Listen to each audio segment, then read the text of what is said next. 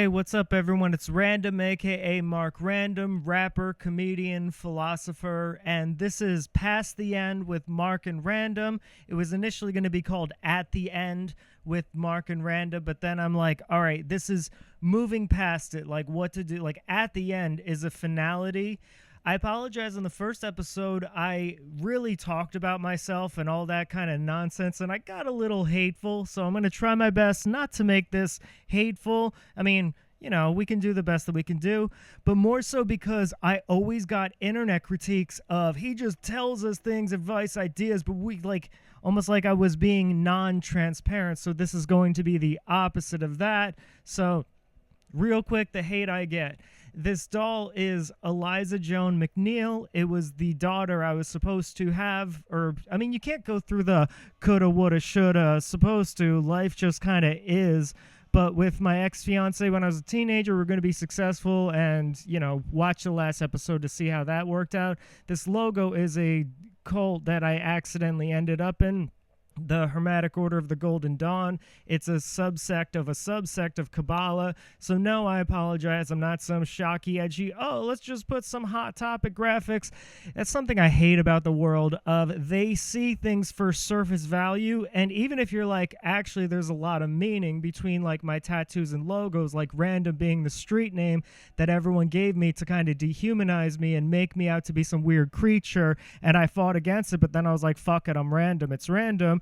They just I literally said, I'm not going to make hateful statements this episode, and now here I am ranting about how much I fucking hate people, or just hate it's not even the surface value, because I guess that's the philosophy of life, is to keep life simple, the philosophy of simplicity. But because I go through everything complex and in depth and everything, for me, there's always meaning to it. Like, as much as, what, you fucking Nightmare Before Christmas lights? It's actually, I have an infrared problem where light fucking bothers me. So it sucks because it's like complete pitch darkness all the time. But that's like when lights are on, it just like it does something to my brain. So yeah, not that anyone gives a fuck, but there's a method or reason why I do everything that I do, and all the tattoos, Bible verses, and things like that. So I'm going to be giving advice for people who are just a little bit past the end. And I guess the first thing I can give is, unless someone is harming someone, you should never judge anyone at life. And this is something that I always was bothered by, of if someone was I noticed like more, unfortunately, and again, I don't even want to judge rich people, because rich people could be rich people, but when they look at someone who like they still live with their mom, or they just live in a single apartment, or they live in a motel in an abandoned building, who would be that person? But live between a motel and abandoned person because their financial situation got a little squirrely, as we could say. So what I am saying is, fuck, I forgot what I'm saying. The problem is I have such pressure because I'm comparing with Mr. Beast numbers and PewDiePie's. Like, we're neck and neck. So I really have to make this podcast work out because, I'm getting 10 million, 20 million views on this. So I really have to put my A game into the... So to never really judge someone where they're at in life, because you never know the circumstances that they're going through. For instance, maybe they didn't grow up with the best financial situation. They built a business with their family. They got really successful. Then some morbid death of their family got in a car accident. Their parents died, and the financial thing of that. And then they're set back to square one. So they're like working at McDonald's trying to be a manager or anything. Or they just fucking end up on like government assistance or something because of the traumatic incident of a teenager losing their parents or not having your parents. Who would be upset that they didn't have their parents around to guide them or be there for them and to protect them or secure them against the world? Who would that creature be? Sorry. It is what it is. This is a daytime thing. This is why, if you remember the Dark Knight series, we would always record late at night because that's when my cycle of medicine would be in me of all those other things, but it is what it is. So to never judge someone with where they are at in life based on you don't know the circumstances behind it. So if they're not harming anyone, it always bothered me when even kind of, all right, you could go back and forth. People who don't have that many finances, they look at rich people like, oh, what? Their life is so great because they got handed millions of dollars. And it's like, you have no fucking idea. Maybe everyone in their circle just crosses them and uses them for money. Maybe every person they do business with has fucked them, and they're like one moment away from losing all those millions, and they're just trying to keep afloat, and they're really sympathetic people, but they're in an environment where they can't be sympathetic towards other people, so it just is crushing in on them. The point of what I'm saying is there's always this societal standard, and I know this unfortunately, I was literally going to say unfortunately because I date women, but no, I notice like when I talk to women in their 30s, they're like, I hate it because my friends, they're married and they have a house and they have good jobs, and here I am living in a house for rent, and I'm just work this company job that either is dead end or not, and I'm just like, stop comparing yourself to other people. You had a different life.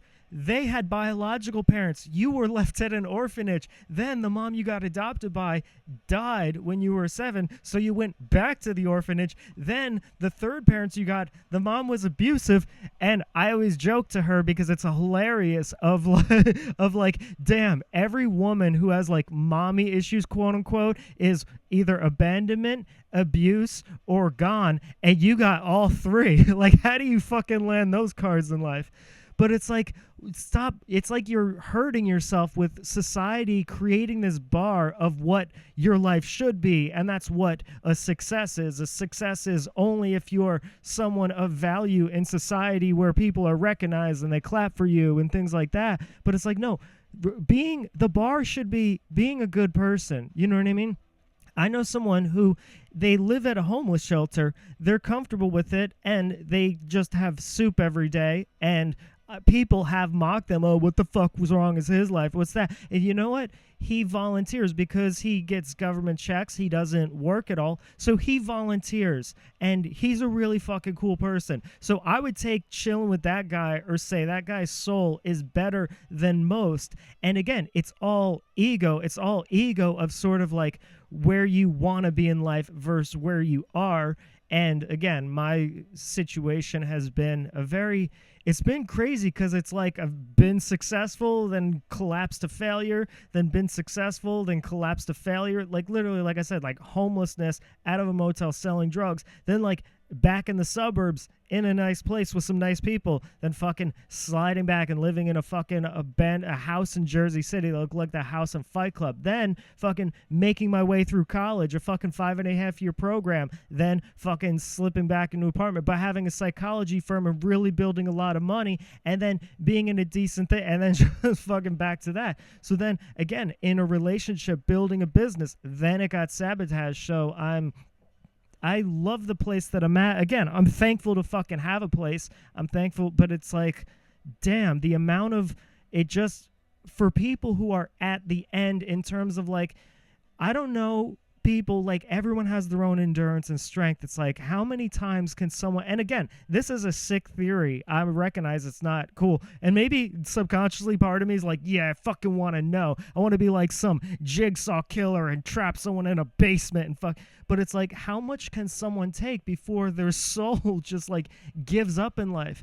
Like, there's people who are strong, like their kids die and they continue on. They lost everything and they live in like a box. They are hated by the world, but they continue on and they have a bright spirit versus someone who it just breaks and they either kill themselves, they go crazy, drug addiction takes them over, or they fucking move to a shack in Ireland. Shout out to my ex-sister. Again, Eliza, who was the promoter for me when I had to unfortunately do comedy. Stop. See, the hate just flows through me. I gotta stop the unfortunately when I did stand-up comedy. Stop the hate, man. The past is in the past. And we are past the end. Mark and Random, or who was that? Random or Mark? It doesn't fucking matter. So the advice I'm giving is always treat people as if they're doing the best they can and let go of that societal standard bar. That doesn't mean to slack. It's to take the better parts of yourself and contribute what you can to the world. But it's like, let go of that ego of like, again, unfortunately, because it's like, with the influx of the internet, I don't want to blame that, but it's like we're not going to get the partners we want in life. We're not going to get the jobs we want in life. We're not going to get the environment we want to live. We might not even get the friends and the fun. That's something that used to bother me in my early 20s is I would fucking vicariously watch the show How I Met Your Mother. And I liked the show. Not Friends was like they were just friends and they were chilling. How I Met Your Mother was a psychological comedy with how it was written was so brilliant. There was always twists and turns and how they went to the past and the future and back and connected the story dots and always switched these like almost like a M. Night Shyamalan double, triple twist. So that's what I love, but I vicariously lived this. I'm at the bar with Ted and Barney and Marshall and all Allison and who was the other oh god, the chick that's fucking would have sex with me just because I'm weird and she's weird. What the hell? Robin. And who was the other guy? The guy who was in the and I would literally like a psychopath watch reruns of How I Met Your Mother, watch all these because I just wanted this friendship. I wanted this camaraderie of like we're all in this together, we're all gonna give each other advice because I've been kind of a loner my whole life. Kind of a loner. What the fuck does that mean? Kind of a loner. You either have friends and family or you fucking don't. You're not like, oh, no, because there's distance between it, but like I have a circle of people I like might be, again, it's very strict. It's just I fuck with who I fuck with. That's what it is. I like good people who are authentic and open-minded. So it's like you could literally be a politician, you could be a crack dealer, you could be someone who works in hospice, you could be someone on Social Security, you could have a drug problem, you could have just gotten out of a mental institution, you could be a prison correctional officer or policeman, and it's like if we're cool, we're cool. But it's like, I always keep to myself because I'm on my goal, my path, and not to disrespect any of the perps, especially the massage therapists that I work with their fucking stiletto heels and high heel boots and goth makeup and everything. Shout out to they'll watch this if they're like, hey, I wonder what Random's up to. But it's like when I was sick, I had 104-degree fever and I refused to go to the hospital because I'm just one of those. They brought me soup every day and made sure I was cool. They fucking brought me. The one thing they didn't bring me is cough drops, which is like my own stupidity, but they brought me tea every single fucking day. So God bless them. And, because they work in other fields, they were able to get me. But it's like, just, all right, what I was saying is it's like, they always say the 5 people that you're around, where their future is where your future is. So no disrespect. I love and appreciate all the weird nomadic strangers that circular my life like in orbit. But you have to go on your own path at the end of the day. You have to foresee your own goal. And maybe that's subconsciously why I never found a group of friends, is because I recognized people were always slightly content with where they're at. I remember that when I would do shows in Amityville, the person's never going to watch this. I would do hip-hop shows, and it was with some were metal bands, so it was awesome, in Long Island, New York. And I almost, in my early 20s, again, fucking low self-esteem, wasn't sure myself, still developing. I always had this, like, why can't I be a part of this group of friends? Like, they're all either married or dating, and they all party together, and they all, like, go to water parks together. But, like, the more I did shows with them, the more I realized, like, they're kind of content in this circle. Like, that's their hometown, that's their home college, and those are people they've known for 20 years. And it's like, maybe I would want some stability, but subconsciously it's like, I want to go through life. Like, again, it's been up and down, crazy and disastrous, but it's like, I don't want to be in one place until I feel like this is my place of home. Or maybe I just tell myself that because I've never felt like I was at home, never once in my fucking life, not even as a kid. But, I'm not going to throw my parents under the bus like every other fucking comic. My parents were great people. I love them. And Mark, you gotta stop with the hate. What if that's the thing? Everyone's like, oh, random, evil, alter ego, he's the it. But random's like the one, dude, you gotta stop with the hate. It's 20 years ago.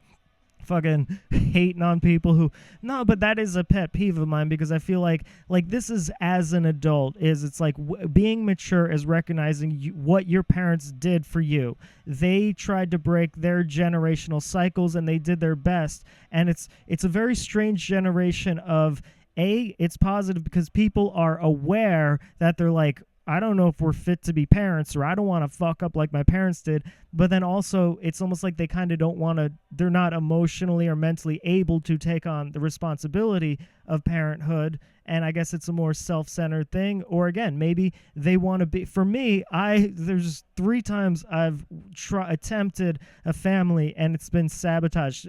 Lest we are at the end with Mark and Rand. Yo, imagine losing a fucking family 3 times beyond your fucking control. Like, I could understand if it's like, all right, I'm gonna fucking rob money from them and be a drug addict, but it's like, no, I'm gonna give everything, my heart, soul, passion, and time to this family, and God's like, nope. So still got Eliza here. So I've always treated life like, and someone said that it sucked because it's I think it's philosophical, but someone said that's something from like a chick flick, but it's like, you know what? I fuck with chick flicks. Any kind of thing that I like, and that's the thing that sucks, is I want to be one of those people that's into movies, but I'm not really, like, I don't know, maybe I feel like I haven't accomplished enough, but then again, that's that society of, I almost feel like maybe the reason people are more ungrateful or critique comments are because this is a Mark sentence. People say, I started, this philosophy about the airports. Oh, this about chick flicks. Oh, this about generation and how technology is affected. And don't worry, I'm going to plate spin and hit all the beats that I wanted to say. So follow with me. Pass the end with Mark RanDoMA. There, hit a 4th tag, pass it back and forward. So it's what it is, fuck, what was I saying? So I feel like because in the past, before the internet, there was like 40 movies, and then there was like underground movies, and there was like 100 to 1,000 bands. And now the level of oversaturate, I mean like 10,000 bands. Please don't get pissed at me for the number. I'm sorry. I'm trying to make an emphasis and a point. Please don't be like, there wasn't 1,000 bands. Fuck you. So you take out the point of what I'm saying is now there is 1 million bands out there. There are 1 million TV series and movies. There are millions of podcasts. So it's like with people consuming all content and media around them, it's, of course, they would almost like get ungrateful for, because it's like you don't know what it was like to just have a few VHSs or a few DVDs, and that's what it was. You have literally every single motherfucking movie that ever existed. You could watch movies from the 50s, which is what I did. I watched this Joey Lewis, the one guy who, the movie was, it sucks because I had this idea. I wanted to make a movie about a clown in Auschwitz and the Holocaust, and it was like, this is the original idea. I always search, but again, that philosophy of Buddhism of nothing is original. It's all regurgitated through the collective psyche. Don't worry, I'm going to get back to the airport motel philosophy chick flick thing. So what I'm saying is, it's like I wanted to make that, but it's like that exists. It's in the Library of Congress, and I'm like, fuck, I had that idea. I wanted to do it, but it was, again, brilliant concept, especially for the time because it was made in 1950s. But it's like that's the kind of content you can find with everything, is movies from the fucking 40s and things like that. So it's like, of course, people would be kind of more shitty towards a comedian, a musician, a director, or things like that, because it's like almost like when you get too much of something, it's almost like if you get a meal once a month and it's a great meal, like you eat ramen noodles. Hey, who would be this person who could only afford ramen noodles with their food stamps and their EBT cards? Who is that person? No, but it's like, and that one meal you love so much for a month, but if you have a great meal, not only every single day, 3 times a day, at certain points, you're going to slowly be like, well, this wasn't as good as that one, or this isn't good as that one, you know. Even fucking Coke addicts do that. You are addicted to Coke, and you're still like, oh, this batch was better, or this, unless it's like fucking tainted and bad. You can tell I'm thinking of someone specific in this example. Shout out to, I fucking love you, dude. God bless you. You know, I'm always there for you. Just hit me up. That's what it should be. It's a personal podcast. I personalize it by using individuals of like, I relate to you. I just create these archetype figures of, okay, this is dominatrix, this is coke dealer, this is psychologist, this is hospice worker, this is preacher and Bible study group handler, this is politician lady, this is idealistically the girl I want, this is the dead people, this is my past exes, this is my friends. So that's the personal audience, but you successful comics, successful musician, rappers. Shout out to Atlanta, Detroit, Boston, Virginia, Richmond, Virginia, and Vegas. Those are, and LA, like the coolest fucking people. That's what it is. My life is extreme tragedy, but it's also like, yo, like cool fucking rappers before they're successful, and it just is what it is. So what I'm saying is, what the fuck was I saying? Come on, Mark, you got that. Let's see. Hold on. Come on, Random. You got this. You got this, Random. Like, which one is the one forgetting the thoughts and which one is in the flow of thoughts and the trade? Don't worry. We're still going to get back to the motel, hotel theory, airport of the chick flicks. So what I'm saying is it's almost like people don't live as much real life, and I think it warps people's minds because that's the social engineering. Is now movies are created with an agenda. Like, you used to just create movies of like, oh, there's this. Now it's like, okay, how will people perceive this? How can we affect people's minds? It's almost like media in general has become this sort of meta of thing. And it's like, once you get successful, again, I'm doing numbers with Mr. Beast and PewDiePie, except I don't have the people that Mr. Beast have around. I mean, who knows really, like, what someone else is. Maybe the fucking person that I work with once a month is on that, whatever that dude, or, sorry, I don't want to get uncanceled, I don't want to say the thing. My mind is blanking. I don't want to say thing. No disrespect to communities of people with different genitalia or belief of different genitalia and or spirit. I don't know. Wish you all luck. That thing of Mr. Beast. So, no, that thing, if that cuts a clip, that thing of Mr. Beast. But no. My mind is literally just blanking, and I feel bad because I don't know. I don't like dead air. That's the thing. That's what it is. I'm not weird towards trans people. I just don't like dead air. How about that? Don't worry. We're still going to get to the motel thing. I promise this is not some Andy Kaufman thing. Like, this is how I am in real life. Probably why I can't find that group of friends or that sort of thing is because it's like, it's like a fucking a broke, no-name Kanye West without the enjoyment of it, of just, yo, and then 25 minutes later, I have the period at the end of the sentence. That's what it is. So, okay, what I'm saying is, fuck. Oh, just the media influx and the amount, it's like meta-aware that there is some type of message towards it, so you have to create media that way. Then audience reacts, so it's almost warp society. And I guess I idolize that type of life, but I also wish humans like lived real life. Like, I think it's weird, no offense, again, of individuals who every single day they just watch movies and then they like watch, I mean, I guess podcasts if it's inspirational and learning, but all right, just like, let's say movies, just I mean, I guess everyone has their hobbies and stuff. All right, someone who just watches it every day, like their life is consumed with media. I don't know why. I don't know. Maybe that's the fucking meaning of life. What if God comes down and be like, yo, the reason people suffer thousands and thousands of years is so we could make movies, so you could just sit in your bed, watch fucking Netflix, Hulu, Amazon Prime, the other ones, Disney Plus, all fucking day, watch every Marvel movie over and over. That was the meaning of life, and you fucked up, Random. You should have been watching Marvel movies. So, oh man, that would suck so bad. I would hate myself.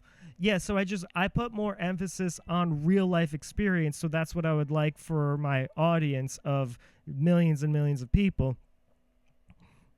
Don't worry, I'm going to get back to the motel thing. So yeah, there we go. Oh, so I've never felt at home, and I guess this is, I don't want to say a philosophy. Oh, because I'm looking, oh shit, I even bounced to the idea of friendship is I was always looking for what I felt like home. And I don't want to be like one of those depressed, cynical, the home you're looking for doesn't exist, because again, that philosophy of home is just in your heart.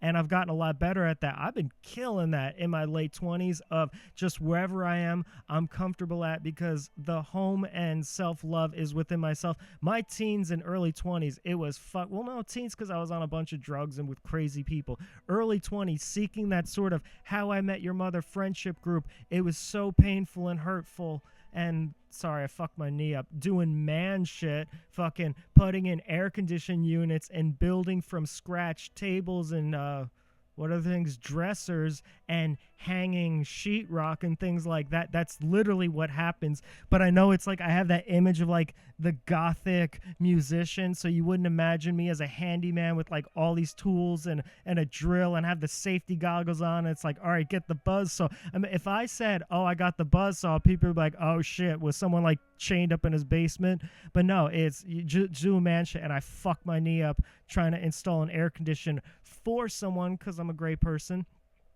I'm probably not a great person. Who knows? So what I'm saying is the home is in your heart and spirit, but I always treat life, and again, this is probably Buddhism, which if I could instill to my audience, it would be the greatest thing ever.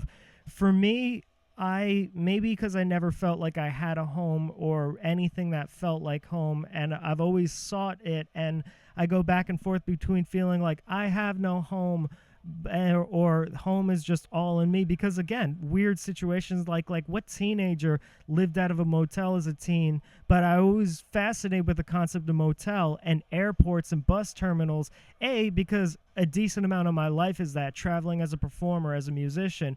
But it's like when you're at a bus terminal and I would have to fucking sleep at bus terminals to save money. That's how badass I was. I mean, I guess it was, again, society influxes that success story. Oh, man, he took a private jet to do his thing at the stadium. It's like, no, I had to sleep at a bus station because I did double sets, and there wasn't a train that brought back to, I think I was in Pennsylvania at the time, in a 3-floor walk-up. Shout out to East Stroudsburg's and all the murders that unfortunately happened right in front of my thing. Not because it was a murdery place, but because there was one club open on the weekends that would stay open till 5. And what do you think's going to happen when everything is closed down except you have this one club that stays open till 5 that drinks and weed and drugs, and like 50 people are in and then they come out, and what would you think happened? Club shootings. They actually got into it with the police one time, and I hate myself. I recorded the video. There was like 7 police cars, and more came, and it was almost like a movie scene where they now referencing movies of like a big thing was about to pop off, and I was kind of egging it on. I was from the window, turn all the lights out, like, yo, this, like saying some shit like, yo, and like you could see the tension rising. But I deleted the video because I was like, if I put this on the internet, this is fucked up beyond, because I was using some slurs to entice the hatred of them thinking the police were saying the things.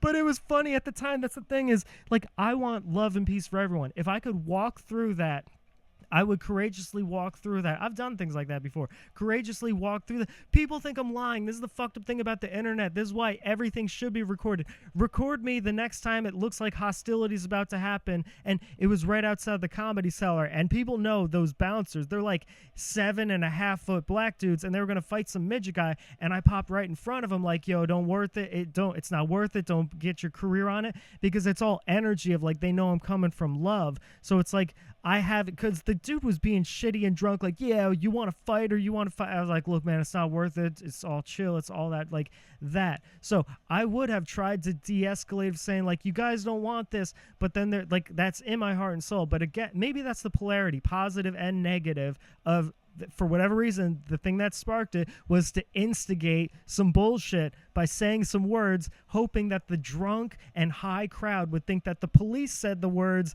and because, it's a carry state, so everyone had God, I'm fucked up. But yeah, I wish I had the video because it's really fucking hilarious, but I deleted it like no one can ever see that I did this. This is fucked up, again, because I was using some words that might end in ER, and 20 people could have ended up in the ER because of that situation. So I digress. Back to the motel situation. I feel like life in itself is an airport terminal, a bus terminal, or a train station, because everyone's coming from different places. Everyone's coming from different directions and has different destinations, and it's like fate or chaos that we all bump into each other. We all like, like, I don't know, I just love it because it's such a metaphor. Again, a motel of what is a motel, but you're staying there temporary for like a week or two, and what is life except you're staying there for like 6-7 years, 70 years or so. I mean, whatever, people die young and stuff, and life is life. And then that adds to whatever the value of life is, of like, if we only get this small amount of time, that just is what it is. And do we pass on and just become nothing? Then what was it for? Almost like I would miss the motel. So it's like my fascination with airport terminals and motels and places like how I live is because I'm not successful enough. The world hasn't recognized my greatness. I hope people understand cadence, that when I change my cadence, I'm joking. People would say, oh, RanDoM thinks he should be in some mansion and have multiple things because I said that, but I was saying it playfully towards you, the audience that I love. But motels are because that's temporary, and life is temporary. And when you're at an airport terminal, you might sit to get something to eat and you start having a friendly conversation with the person next to you.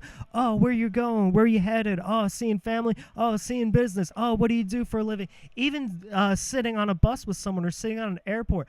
I love being in Ubers and sitting next to people on the airplane. Again, like, you read the situation. You don't just start a conversation with someone if you could tell they're totally not into it. But I love just meeting new people and hearing their experiences. And again, I'm weird because I say, if you have one advice you could get out to the world, this is my question, and it's my pickup line. And women think it's, I'm not a player, but women think, oh, this is different.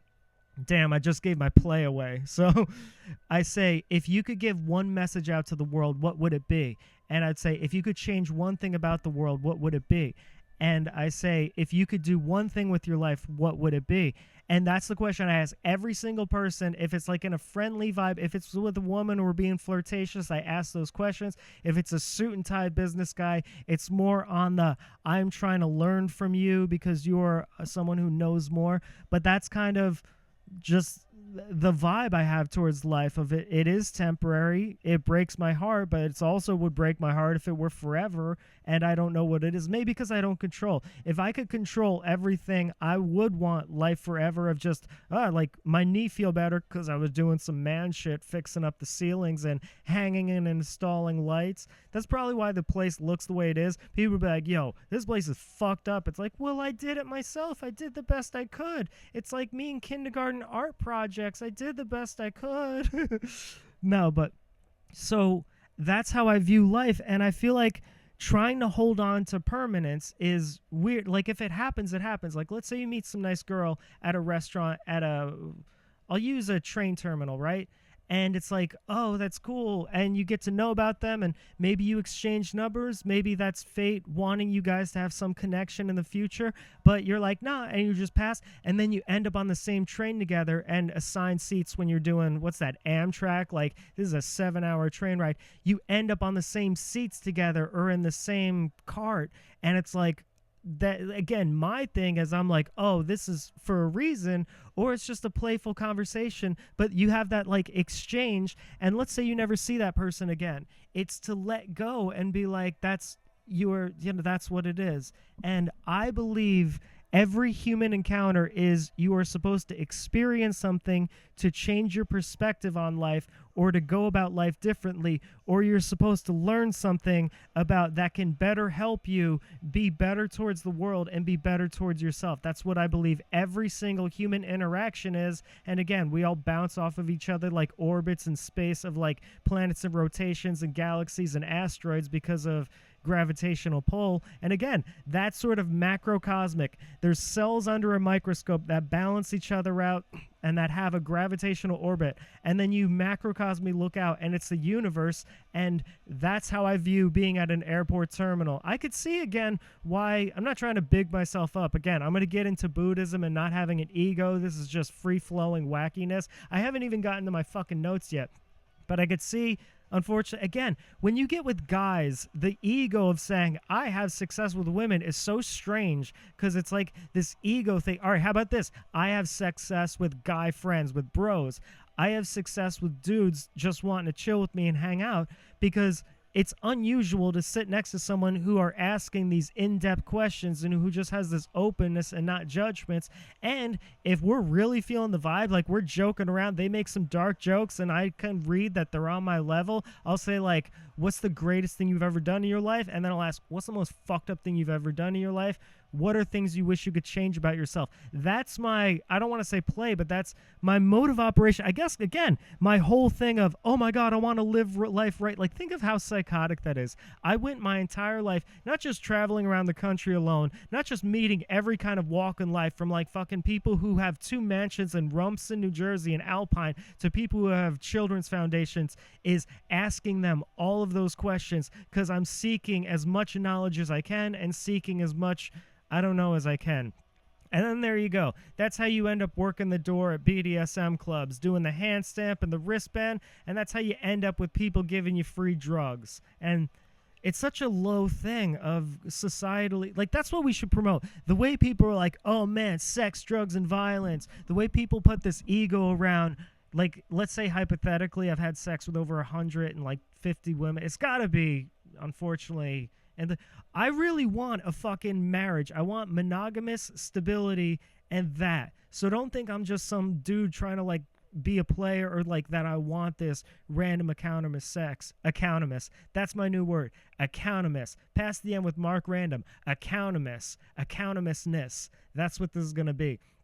So not that but again, because my whole method in life is, sure, fuck it, why not? Is if someone stood up, like that's, I would always get caught up in those mall things of, you know, like when they're like, would you like to take a survey or a test? I'm like, sure, fuck it, why not?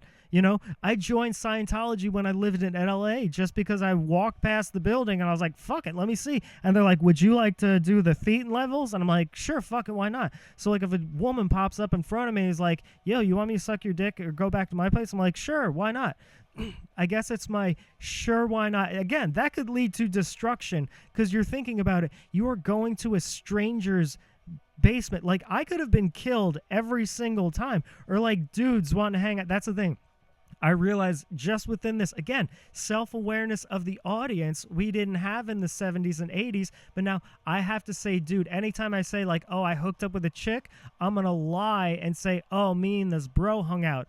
Is me and this bro just like, he's like, yo, you want to come back to my place and chill, like do drugs? First, unfortunately, when you're straight, no offense to gay people, you always have to check like the gay, like I hope he's not gay because I don't want to have to turn him down or whatever. But it's like if he's like, all right, you want to go to a party, there we go. A dude's like, yo, my boy's throwing this house party, you want to go? And I'm like, sure, fuck it, why not? So it's like that leads to all of the, I wouldn't say craziness, but just different circumstances. Why was I talking about having sex?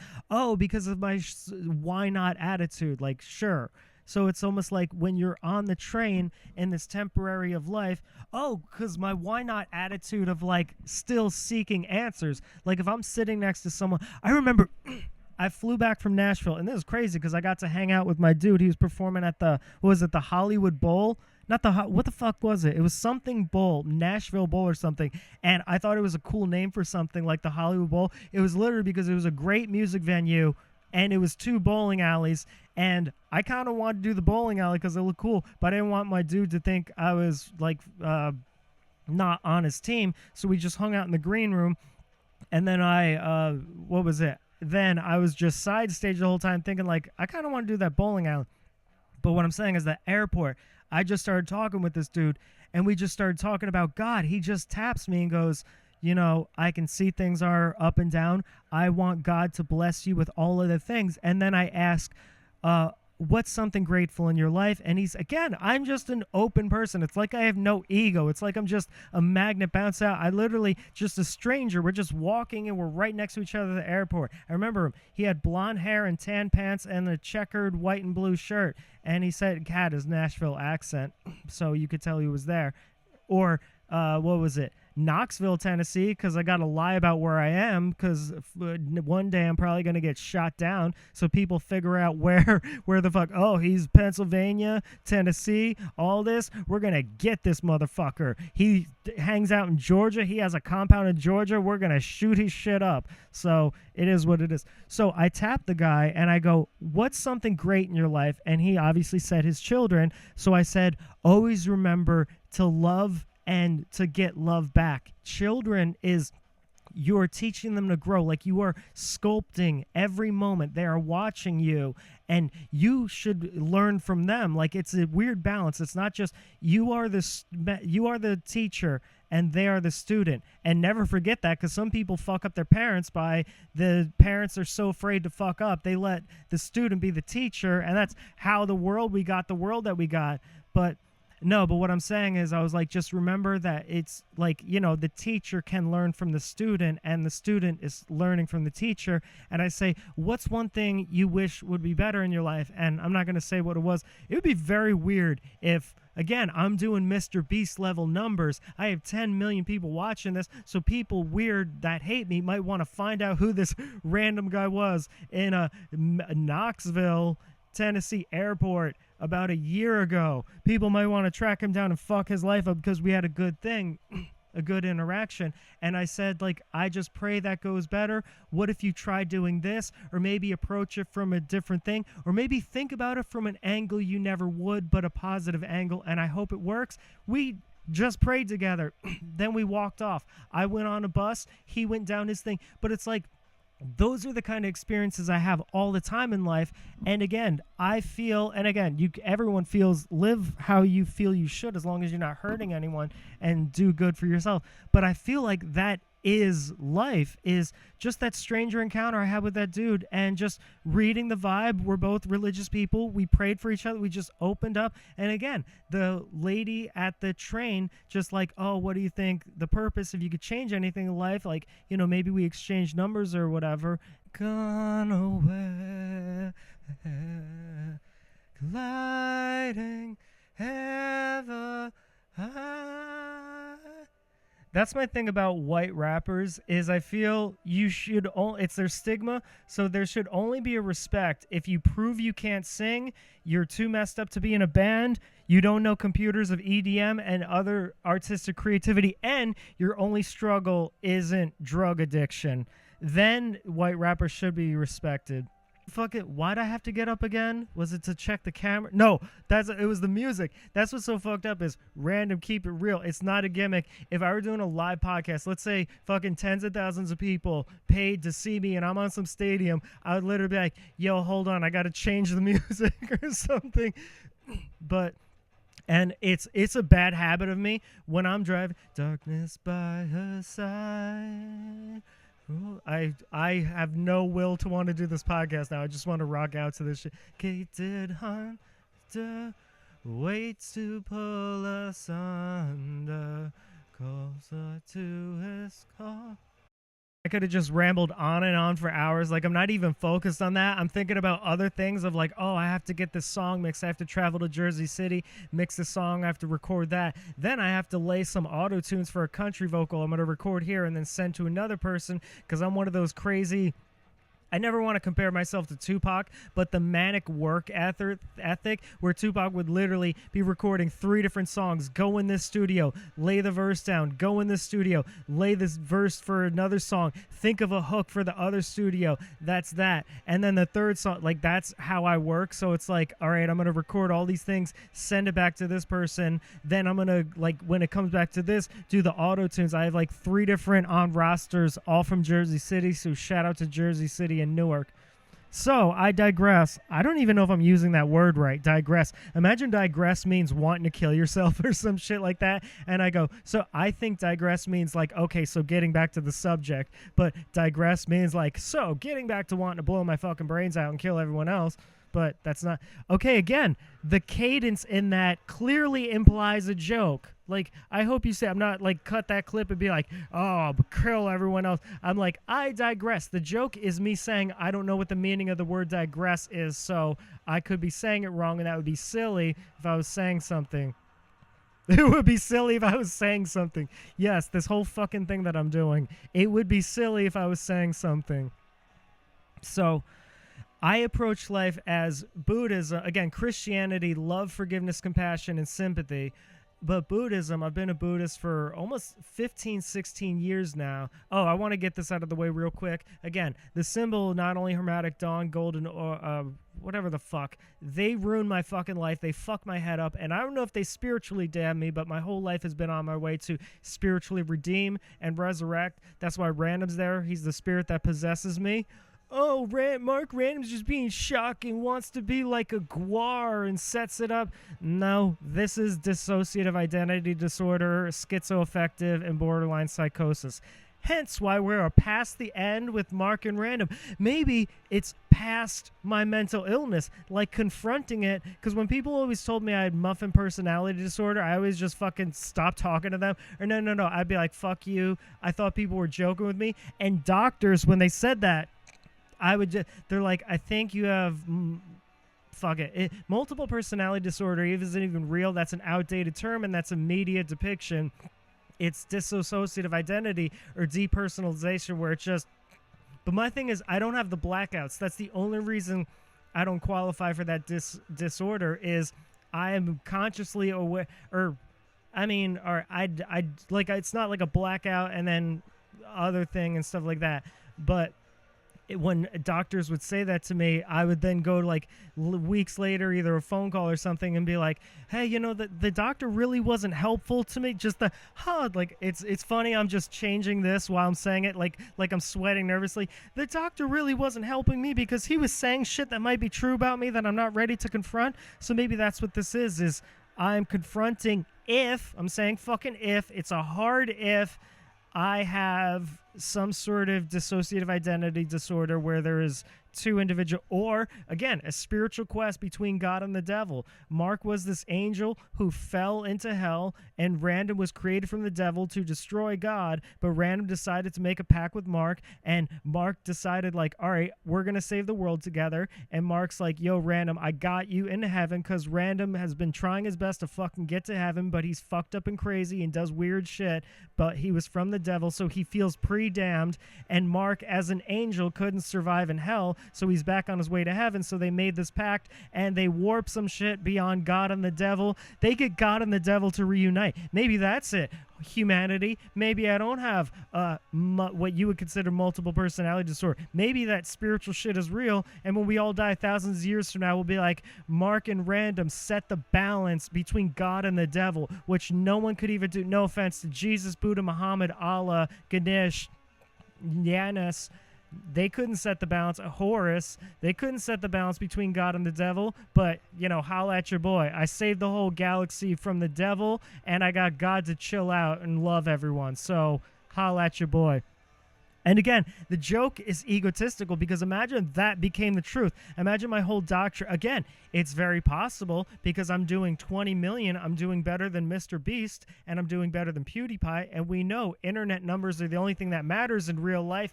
Again, do you know that I'm joking when I say that?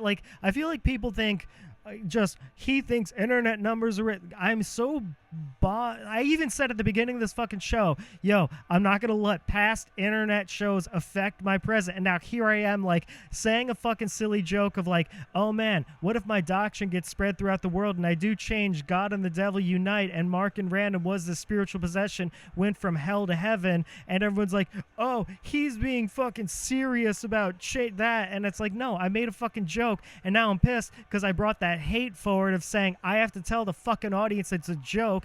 That's how low humanity should think of itself. When I'm just chilling, saying oh, blah, blah, blah, blah, blah, blah. I even change the fucking cadence in my voice. I even change the fucking flow in my voice. I even change the pitch in my motherfucking voice, and you can't tell I'm joking. You can't say I'm telling something silly. I'm a fucking comedian. Jeez Louise. Cheese and crackers. How could you do that to me? So, Buddhism. I love, because that's just some shit that like people have found hilarious. Again, here I am, narcissistic, talking about myself. Oh, Mark Random, you're the greatest. Or Mark N Random, because we're past the end, finally confronting if I have muffin personality disorder. Oh, jerk myself off. Is people always found it hilarious that I could just back and forth, back and forth, back and forth, back and forth, like Manson's cold at Sharon Tate's door, back and forth like Manson's cold at Sharon Tate's door, back and forth, aftermaths of acid, stabbing a whore, back and forth, like 9 Inch Nails and Marilyn Manson album record, back and forth, like me having a stash house to get the crash house because I'm poor. So Buddhism, oh, the joke that they said was, this is a Mark sentence. Oh my God, this is what people say that's fucked up about me. I said Buddhism. I said something of this past. I started a freestyle, and now I'm going back to the Buddhism. No, it was Buddhism, that the me saving humanity thing, spiritual possession, dissociative identity disorder, meta commentating on the internet of saying, oh my God, it would be so whack if people didn't know that I was joking. Then I just busted a freestyle, and now I'm going back. So Buddhism. Oh, and the fifth one, the joke that people would say is that I could just go switch modes, and I could see why it would be uncomfortable, because it's like a flow of like, if I'm like ba ba ba ba ba ba ba ba, and then I change it to ba ba ba ba ba ba ba ba ba ba, like it's like a car shifting gears. So I very much apologize to the audience that exists within me, but it is what it is. You can only be yourself. I can try to change it. So, back to the airport. Here we go. Back to the airport and life being temporary and living out of motels, or this earth in itself being a motel. It would suck if I were wrong. Like, that would be fucking hilarious of like, no, God's like, no, life isn't a motel. Life is a house, and you are supposed to build it. And maybe even it's collective generations. Like, you're supposed to have kids, and they build the house. And if kids fuck up and the house goes back to an apartment, which is what's happened in this economy, or the fucking kids build it to a mansion, and then they expand to build other mansions. And then that's how the housing market, because everyone has a zero-sum game and all that other things. But what if, or you just live eternally. Like, the moment you die, you just pop up where you were, like a saved video game.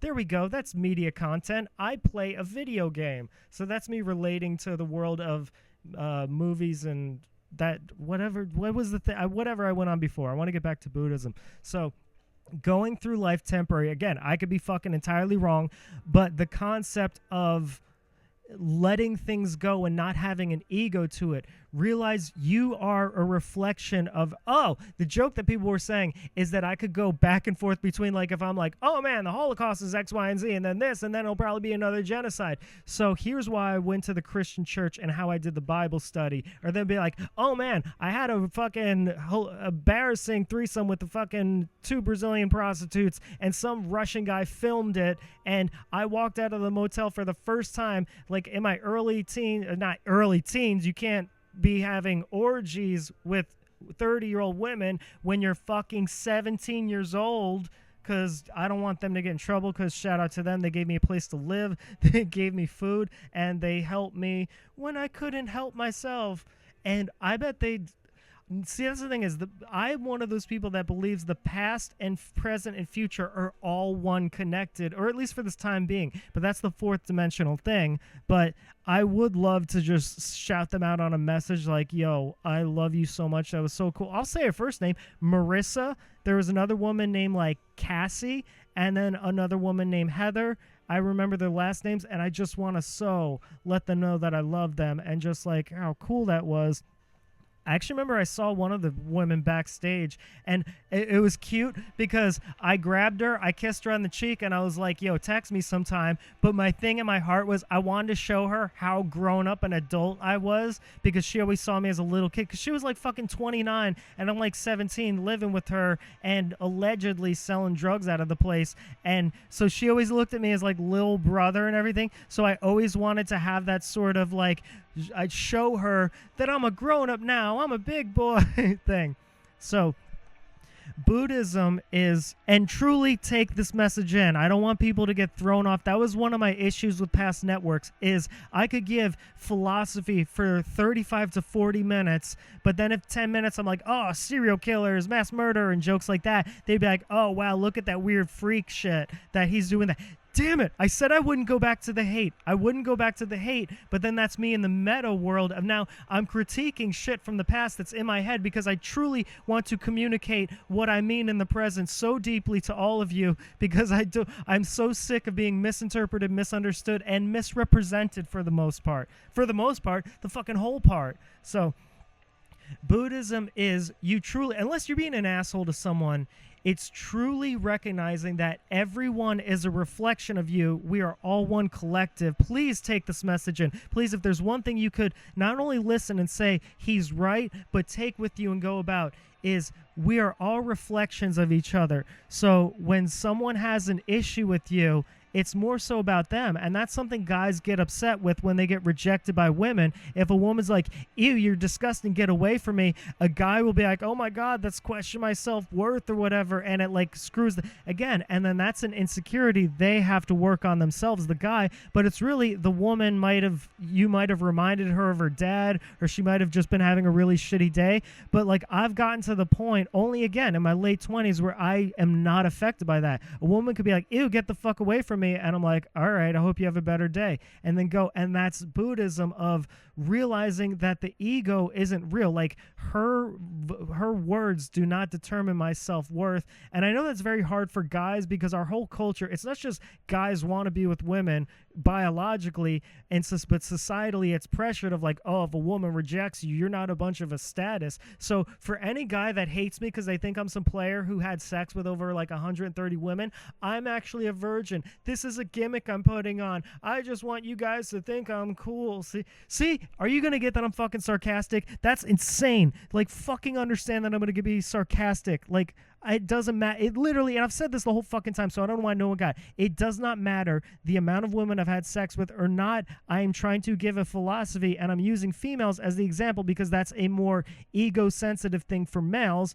I could even say bros. If some guy's being shitty to you at the bar, again, that's what I had to say before, is saying I have to switch it to bros. Wow, there's a lot of callbacks in this. That's, again, my fourth dimensional philosophy. This episode session because I'm a musician, I'm not a fucking podcaster, and if people hate me as a comedian, I'm not a comedian, I was just that, but is past, present, future all happening at once. So everything I was saying before is also happening at this moment. So that's why I'm going back and forth like that freestyle I did. It happened for, that's why I saved the life of a crack whore. I didn't want to say slang the vagina out of that and making up words that rhyme banana. It's for just to spit this and look cool for the animus for, animus whore, animus for, latchkey your door, have it before, animal porn. No, but what I'm saying is going back and forth of all happening at once. So, of course, I would get angry if people didn't realize I was being sarcastic. I'm trying to give a message. So, here we go.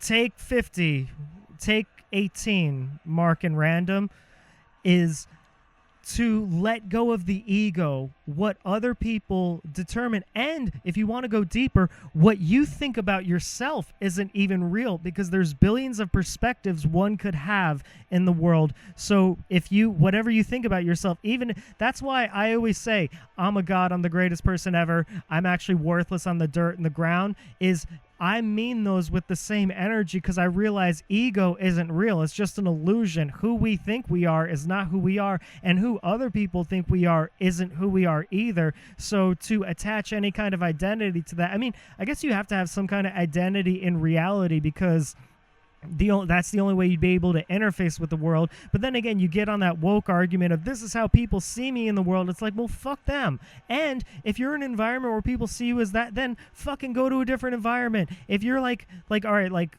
let's not say a marginalized group. Let's just say a person who's like, the world sees me as this and I'm treated discriminate. Fucking fly across the country, be in a place and it's like, all right, the world sees me as this. Maybe that's the polarity of everyone feeling like an extreme victim or an extreme narcissist, is they can't find the middle ground. They can't find logic or rationality. The internet has destroyed that. So what they do is they go from feeling like the worst thing ever, victimized. So they're like, I need to be in an environment where I'm supported. And then it's just like complete narcissistic overindulgence support. Again, that builds a unhealthy, imbalanced ego and identity. So Mark and RanDoM being the perfect example of having no answer, back on the road, the flow goes backwards, retrograde and retroactive.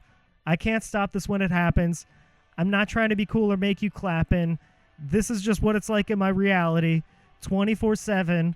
I'll be up from 3 to 11, just circling the same Devons, the same Denson, my own mental, spinning in circles, spitting freestyles and words, though, going through this purple life, violet eternally. And I didn't say violent for you and me. I said violet eternity, because life is a prism. It's not a flat earth or a round. It's a prism-shaped tesseract. If you don't know what a tesseract is, look that up. It actually looks cool. So to let go attachment of ego, please take this message in. I hope all that weird shit didn't like confuse or bounce around. This is, all right, train of thought. We're going to keep one train of thought. We got this, Mark. We got this, Mark. We so got this. This is the balance of saving the world, because again, we're doing PewDiePie numbers. So it is to recognize that what others' perception has nothing to do with you, and your perception of yourself, there's some truth to it, but it's a reflection. And then to not attach, have no expectations. If you're going out to achieve something, don't expect, but don't cynically destruct. It's all about balance. It's almost, I'll use the example of asking out a girl. Again, I don't like to. I always go for career. Maybe that's why I'm better than all you people. See, with that, fucking interpret that as a joke. I'm not better than everyone else. I just explained the Buddhism of I'm greater than everyone, I'm less than everyone. It's not because the ego is not attached to me, even though I have an identity that I interface with the world. So where I'm going through is, what I'm saying is to not attach to that. It's like, let's say you're going to ask a woman out, or fucking maybe I have an all-female fan base. I'm sorry, ladies. I forgot you. Again, I will never forget you. All love. That's this pose. This is for the ladies. No, but what I'm saying is, there we go. A second motherfucking time. I could have literally just been ranting for hours and hours, but I'm like, I have to change the song. The album went over. So shout out to EPs. No, have fucking 3-hour albums. Fuck it. Go all in. Because anyone's fringe artist will be their fringe artist. It's not like, I don't know. Are there casual music listeners? I'm one of those people of, I don't like thousands and thousands of artists. I like maybe 50 artists, but I listen to every single album over and over, all their EPs and all their deep cuts. So please, again, that's that time dilation, past and present. If I'm like, make a 11-hour album, it's like, just listen to their entire discography. But I don't know. Who's that one rapper?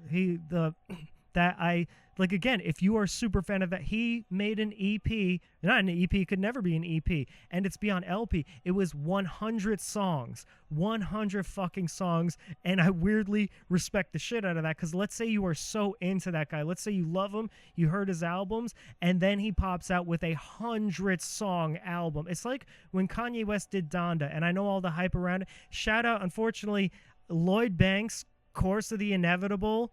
There we go. Another one, because he had Course of the Inevitable, then Course of the Inevitable 2, then Course of the Inevitable 3, Pieces of My Pain. That was like 16 tracks. So Lloyd Banks released a fucking like 39-track album within that time frame. So shout out to him. But because I was going to say Donda, because that was the more popular one, of releasing like a 27-track album. I don't know.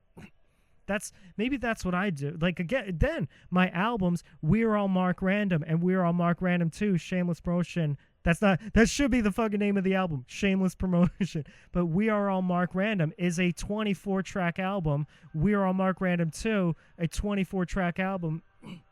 My game plan was literally going to be record. Are people like that Simpsons? What the Poochie episode? Obviously, because people, I'm fucking whatever. Poochie, we want him dead. But fucking, why was I saying? Damn it.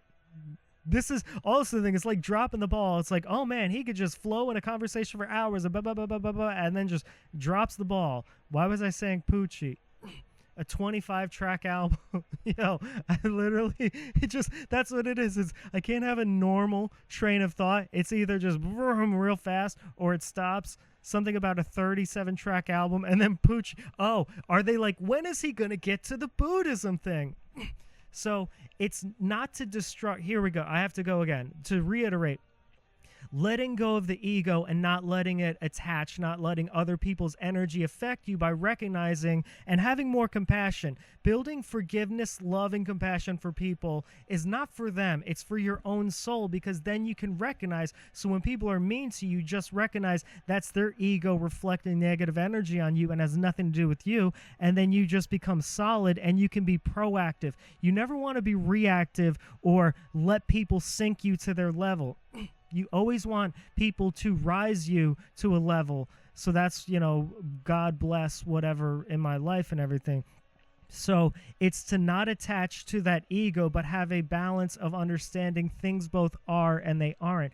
Then not having expectations or attachments. And the problem with that is people go self-destructive. And again, I focus more towards career, but I do believe this as, like, I give the example of asking out someone, because ladies, call back, I remember there might be all-female audience, is asking someone out for a romantic thing is, again, not having the ego. What they say doesn't affect you, but not having an expectation. But the problem is what people do when they don't is they become self-destructive. If they're like, well, I don't expect her or him to want to go, or maybe lesbian fan base, all lesbian fan base, so I can say her. There, we're going back and forth, back and forth.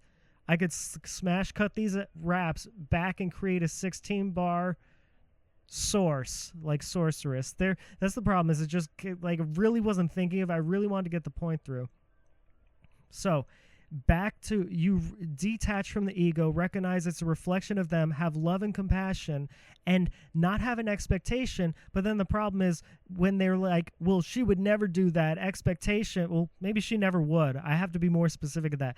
She would never want to be with me. Them not having the expectation then goes destructive. So I'm just going to be mean if she rejects me, which I think is lame and immature if guys do. Like, again, if she's like, ew, you're disgusting, get out of my face, be like, all right, recognize that's something with her.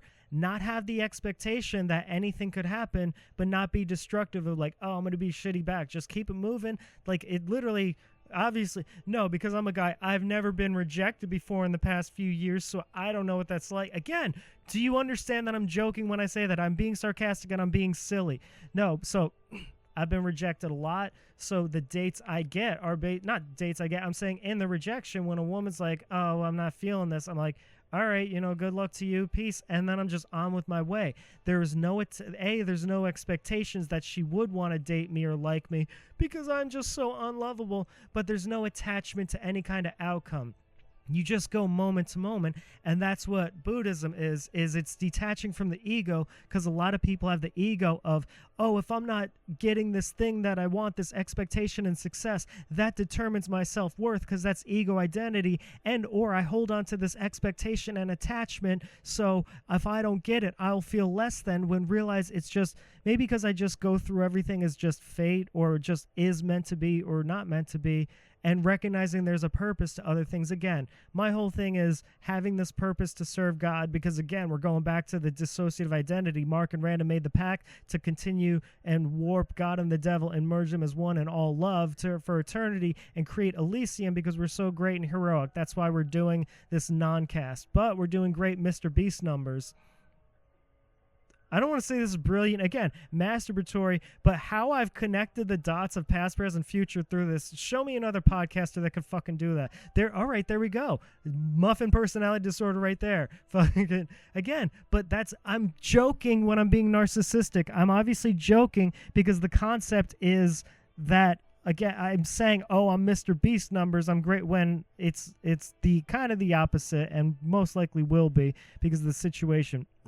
So in rejection, Just pass on and keep it moving, and appreciate what things are.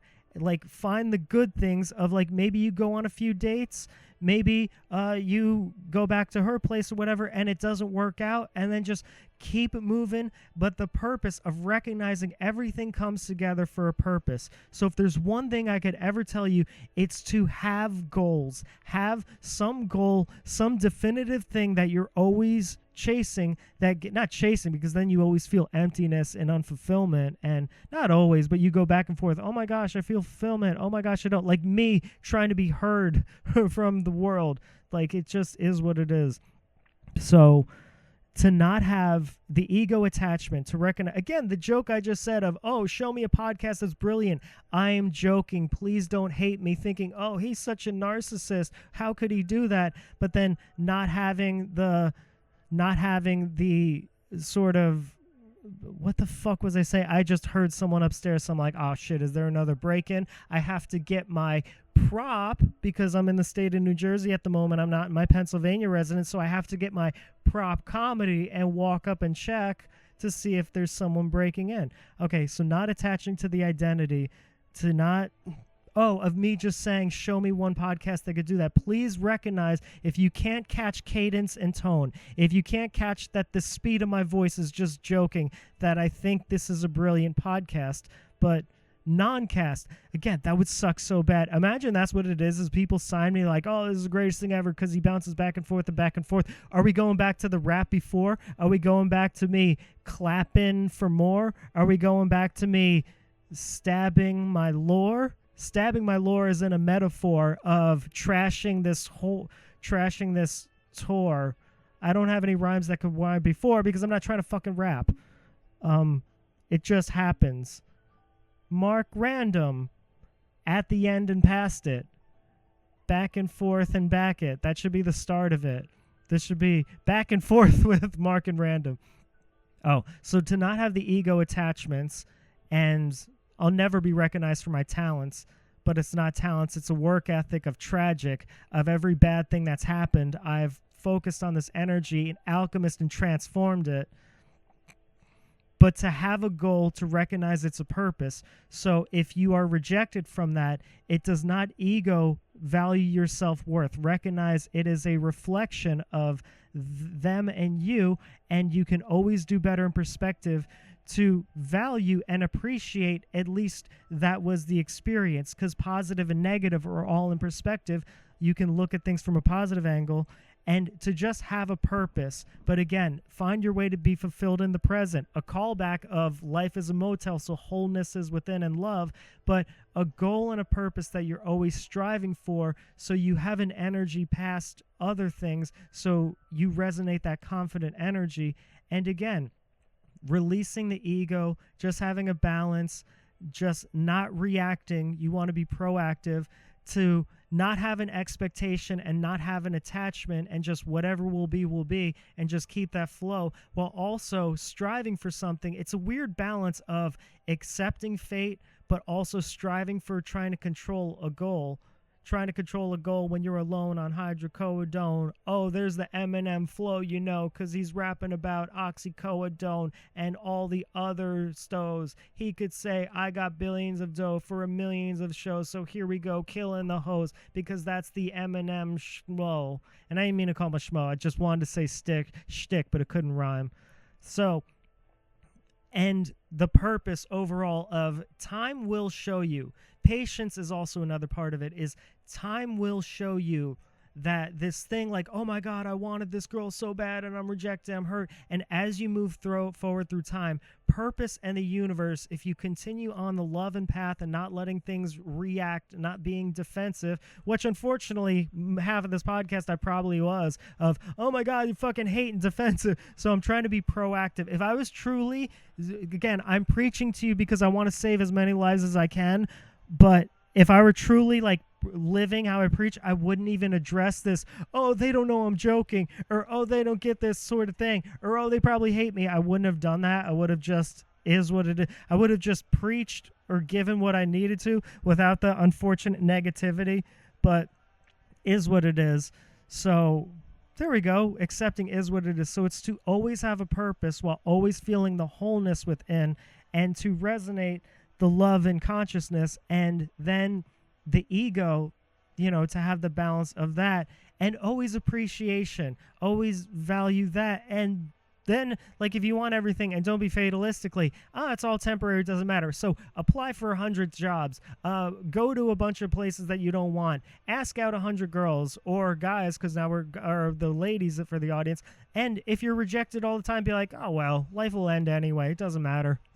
That's why we're past the end, because we're not being fatalistic of saying, oh, we're at the end, it's set. No, we are past the end, and we're just chilling.